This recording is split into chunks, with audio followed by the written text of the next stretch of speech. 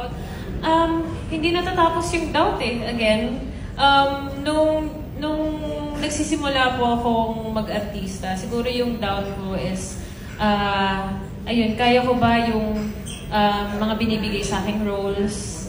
Kaya ko ba umarte? Kaya ko bang kumanta? Kasi nung nagsisimula ka, parang hindi mo naman pinipili or hindi ka makapili kung ano yung gagawin mo. Parang binibigyan ka ng isang task, kailangan mong mag-deliver. So, siguro yun, yung self-doubt ng mga panahon na yun.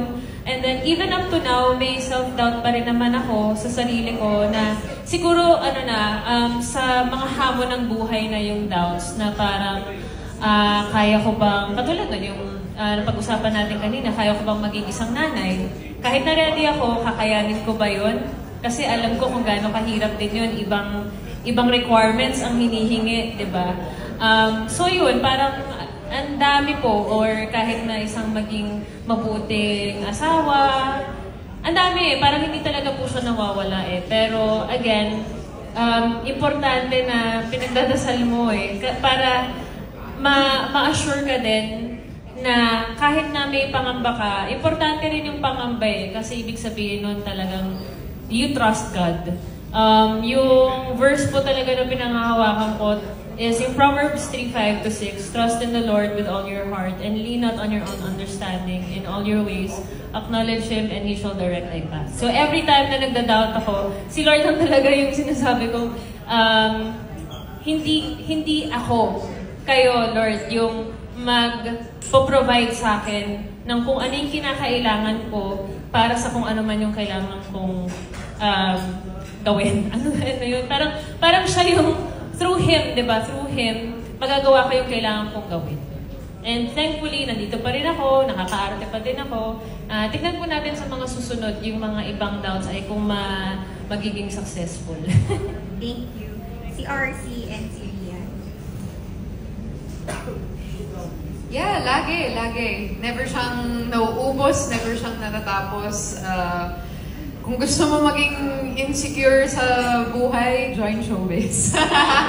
Kung gusto mo ma-doubt mo kung magaling ka, worthy ka, if you're good looking or anything, hindi talaga siya nauubos.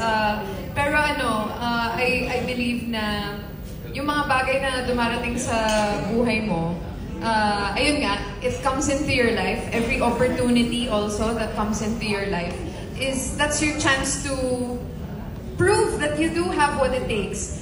And nothing will ever prove that. No amount of preparation, nothing will teach you how to do it except if you just do it. You just have to jump straight into it. Kasi pwedeng prepare ka ng prepare, pero unless ginagawa mo na yung actual, alam mo yun, parang hindi mo ma-foresee dun sa preparation mo kung what it's really like eh. Dun ka lang talaga matututo how to do it. Tapos dun mo siya ma-overcome. Tapos sa next level, doubt ko ulit.